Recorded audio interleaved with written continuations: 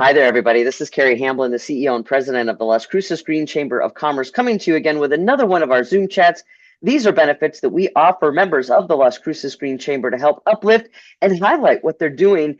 And it's been a long time coming, but I've got Misty Aruda, the owner and founder and operator and maintenance person and custodian and everything that has to do with Mesilla Driving Academy. Misty Aruda, it's so good to see you. How are you doing today?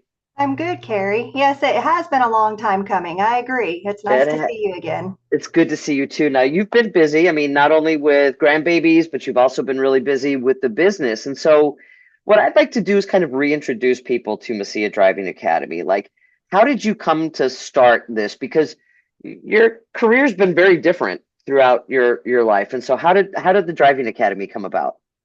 So it is some that did follow me from a previous career from Hawaii to here, and then just trying to figure out what I wanted to do when I got here. I asked my husband this morning, how did I decide Mesilla Driving Academy? And he said, you wanted to work for yourself. So really that's kind of the short answer, but I come with a lot of specialized training in driving, and I wanted to use that to benefit young people because my children were getting of age to drive. Mm. So I thought I'll take this information that I have as a commercial driver trainer and implement it for young people. So, when you say commercial, you're talking about like the 18 wheelers and stuff like that and the bigger trucks, right? Correct. In Hawaii, that's what I did. That's a whole nother beast, isn't it? It is. It is. So I was a training specialist for a company there, and I learned so much, especially when it came to like defensive driving and how to help mature drivers be better. And so why not take that information and give it to our young people when they're first starting out? So Teaches them to yeah, be better drivers right from the start. right from the start. And I'd be curious about, at some other point, maybe we can talk about, the difference between new drivers and mature drivers, because we have an aging population, and there are things that kind of happen as you get a little bit older, and you have to kind of pay attention to those things. And so I want to put that little bug in your ear that maybe sometime we can do a Zoom chat about the difference between young drivers and mature drivers, because Sure. I think that'd be in demand, for Yeah. sure. Now, one of the things, because of your experience and just how long you've been in business, Mesilla Driving Academy is a partner with the MVD, the Motor Vehicle Department, and you offer all testing for licensing. So, how does that work? Like, what categories are you looking at for testing? So anybody can call us. They can visit our website. They can schedule for a knowledge test, a DWI test, or a road test. The MVD sometimes can be hard to get appointments with. And so we try to have a real flexible appointment and booking system. So we use it not just for the community, but also for our students. Hmm. And then it saves them having to book that appointment with the MVD. Then they just walk into the MVD with an appointment we help them make, and they pick up their credential. Wow, that's so easy. Yeah. Oh my gosh, because it is. It's like, I mean, especially for new drivers, I mean, there is the driving test that, oh gosh, it's been so many years, but I still kind of have a little bit of trauma from that because of the anxiety of just the anxiety of, having to go in and get tested, for Right. something that's really big that's going to affect you for the rest of your life. And so you allow that, you go and you've got that certification in partnership with the MVD so that people can go ahead, do their testing, not wait in line at the MVD and just go, that's brilliant. And our students love it because they get to know me over a month-long class. So when they come into test, it's either going to be with me or with my husband. And I mean, they've never met my husband before, but he does get to offer the testing. And so we put them at ease. It's the most nervous day of their life. Right. It really is. So we really try to put them at ease to make them feel better. And we just tell them, don't scare us and you'll be okay. Yeah, let's not swerve really really quickly here. Right. Well, and it is that whole it's amazing how much, like, I think people dread their driving test more than most. Yeah. Yeah, they do. They And do. During COVID, we were having to use police officers. That's the only way the state would allow us to test people. The MVDs were shut down. So I was the only one in town that was doing testing when people needed it. And we had to use state troopers or police officers. And you should have seen my poor students. They'd come Oh, in after being on Zoom in class and getting to know me, and then they come in and they're like, "Oh, I got to take it with this cop," but yeah, yeah, it worked. yeah. Well, and it's interesting because as we've said, it is like one of the bigger tests that really impacts you, and you do your best to try and put students at ease. And one of the things that you include is guest speakers, which I don't remember when I was going through driver's ed. I mean, you and I both were probably doing the whole like little pods that we're sitting in and watching the video and having to react to that video on these little modules that you're like sitting in like a little cockpit. I didn't Um, even do driver's ed. really? I grew up in Georgia. There's no driver's ed in Georgia. No. Yeah, yeah. Okay, so that was a fun experience for me. So just to let you know, I used to sit in a little pod and watch a video on screen and have to react to that. But so what made you think about bringing in guest speakers? Because that's a new approach that is like I think it changes things up a little bit and gives Mhm. different perspectives, right? It does. So we don't do any book work in our class.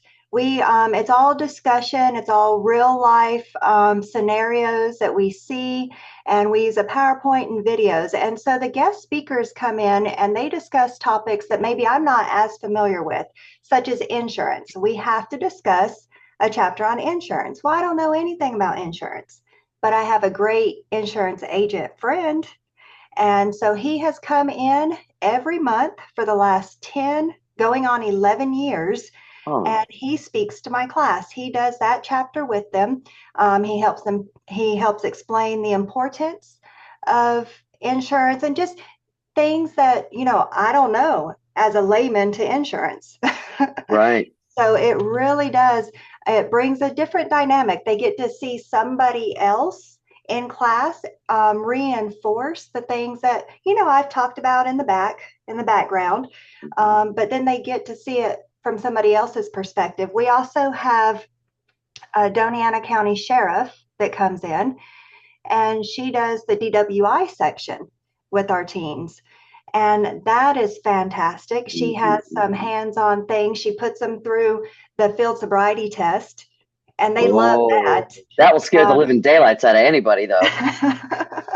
and then I have these drunk goggles that they put on. Yeah. And I mean, it just brings a whole nother aspect. We are partnered with a nonprofit that is trying to bring awareness to the community when it comes to other roadway users, such as bicyclists and pedestrians. Mhm. So she comes in, and I mean, her story is just heart touching. She Are you talks talking about about Barbara? Barbara Barbara Top. Toss Yeah, with the vulnerable road users. correct. Yeah. Yeah.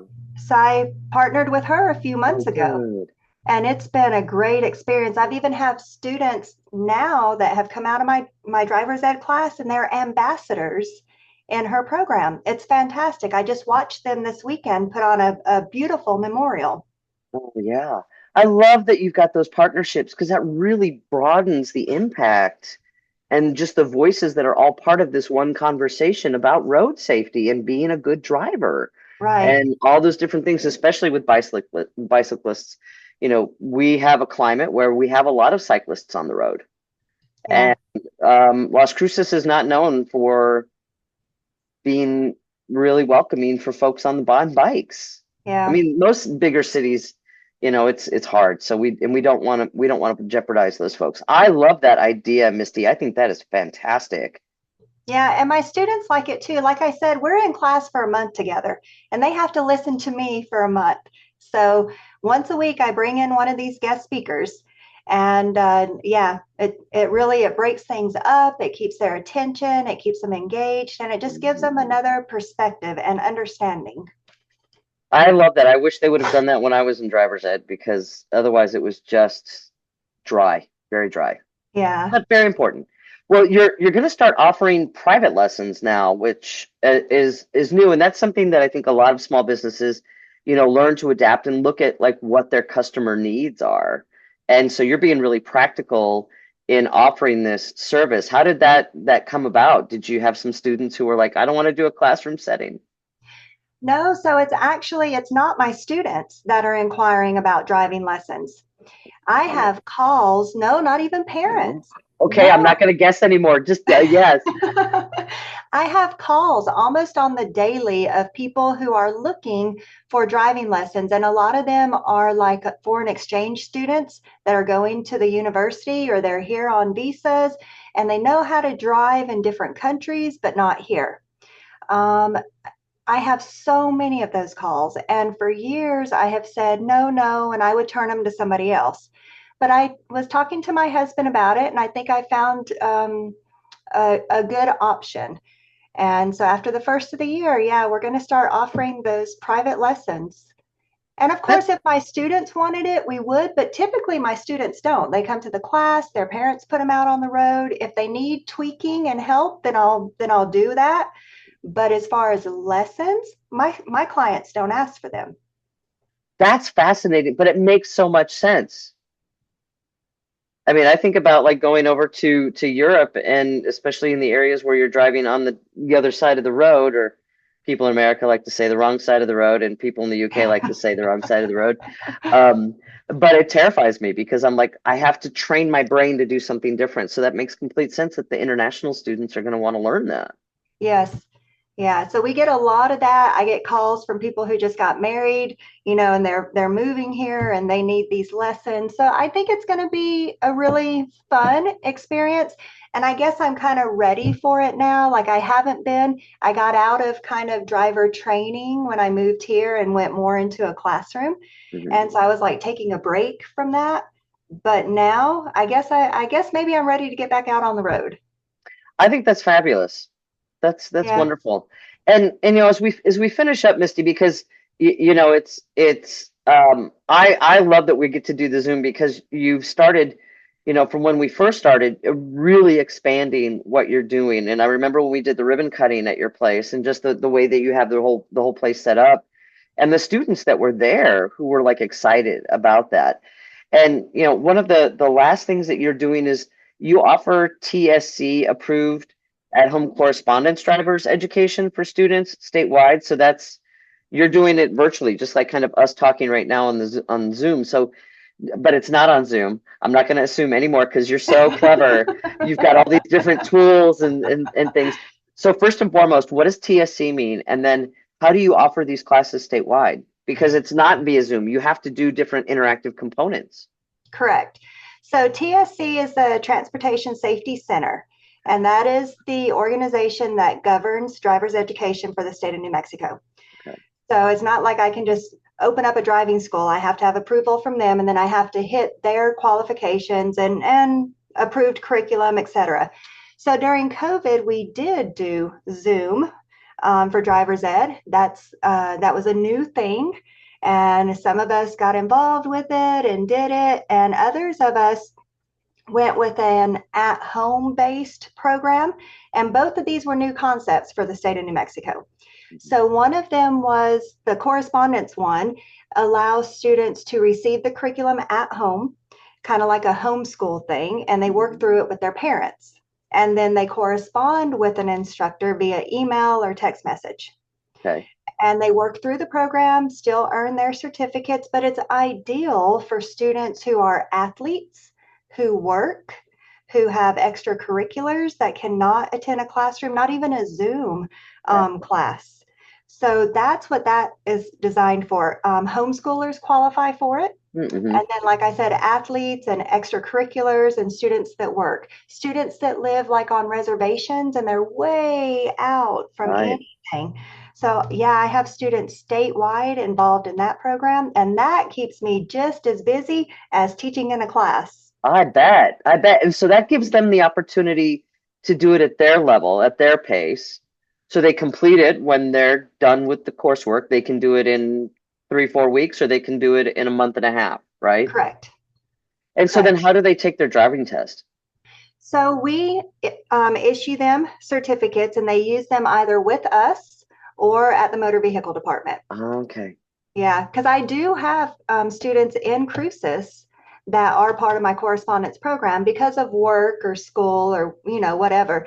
And they will utilize us. They'll come pick up their certificates from us and then do their testing with us. But then students who live in Roswell and other places, we certify mail out their certificates to them, and then they take them to their local MVD and do all the testing.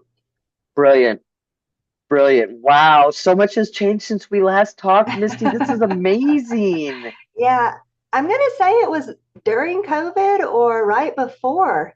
It's Yeah. been a while, Yeah, Carrie. it has. It has. It was before.